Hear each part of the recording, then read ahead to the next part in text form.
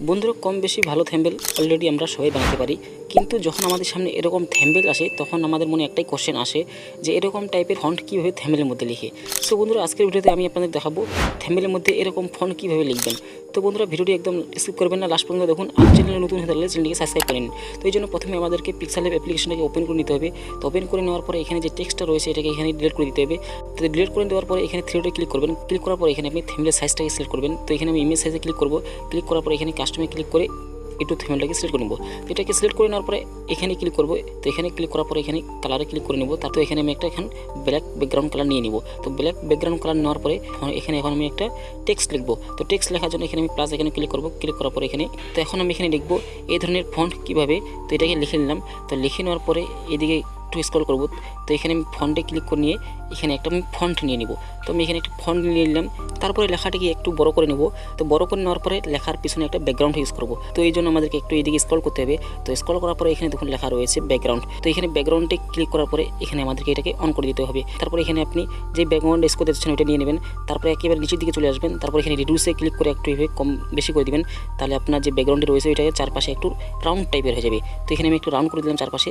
তারপর এখানে একটা নতুন টেক্সট নিয়ে নিব। তো এখানে লিখবো হচ্ছে লিখবেন। তো লিখবেন লেখাটি নিয়ে নিলাম। তারপরে এখন এখানে প্লাস এখানে ক্লিক করে এখন গ্যালারিতে চলে যাব। তো গ্যালারিতে যাওয়ার পরে এখান থেকে আমি একটা অ্যারো ইউজ করব।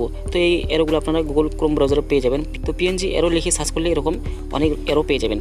তো আমার অ্যারোটা এদিকে আছে। তো এটাকে এখন আমি উল্টা দিকে নিয়ে যাব। তার জন্য আমি এখানে 3Dতে ক্লিক করব। 3Dতে ক্লিক করার পরে এখানে আমি এদিকে একটু বাড়িয়ে দেবো। তো আমার অ্যারোটা এদিকে চলে আসলো। তারপর এটাকে একটু ছোটো করে নিয়ে এখানে আমি অ্যারোটাকে এভাবে বসিয়ে দিব। তো এখানে বসিয়ে দেওয়ার পরে এখানে একটা আমি স্টক ইউজ করব। তো অ্যারোটাতে এখানে স্টক ইউজ করার জন্য আমাদেরকে এদিকে একটু স্ক্রল করতে হবে। তো দেখুন এখানে লেখা রয়েছে স্টক। তো এই স্টকে ক্লিক করে আপনি অ্যারোটাতে একটা স্টক ইউজ করে নেবেন। তো আমি এখানে হোয়াইট স্টকটাকে ইউজ করে নিচ্ছি। তো এই তিনটাকে এখন আমি এখানে লক করে দেবো। তো লক করে দেওয়ার পরে এখানে আমি আবার নতুন একটা টেক্সট নেব। তো এখানে এখন লিখবো হচ্ছে ইন্ডিয়া। তো এখানে আমি ইন্ডিয়া লিখলাম এক্সাম্পল দেওয়ার জন্য আপনাদেরকে। তো এখানে ইন্ডিয়া লেখার পরে এখানে আমি একটা ফন্ট ইউজ করব। তো এখানে আমার লেখার ডিজাইনটা চেঞ্জ হয়ে গেলো।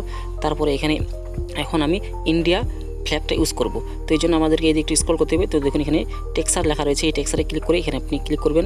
তারপরে এখান থেকে আপনি গ্যালারি থেকে ইন্ডিয়ার যে ফ্ল্যাগটা রয়েছে ওটা নিয়ে নেবেন। তো দেখুন এখানে আমার যে ফন্টটা রয়েছে এটা কিন্তু আমার ইন্ডিয়া ফ্ল্যাগের মতো হয়ে গেল।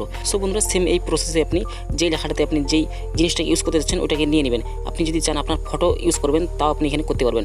তো বন্ধুরা, এখন আমি এখানে লিখবো পাকিস্তান। তো পাকিস্তান লেখার পরে এখানে আমি একটা ফন্ট নিয়ে নেব।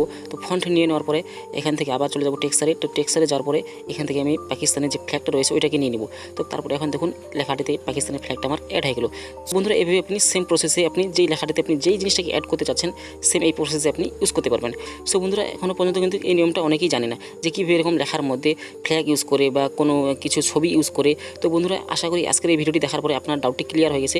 যদি ভিডিওটি ভালো লাগে তাহলে ভিডিওটিকে অবশ্যই একটি লাইক করে দিবেন। আর চ্যানেল নতুন হতে হলে চ্যানেলটিকে সাবস্ক্রাইব করতে একদমই ভুলবেন না। তো দেখা হচ্ছে কোনো নতুন ভিডিও। আজকে ভিডিও এখান থেকেই।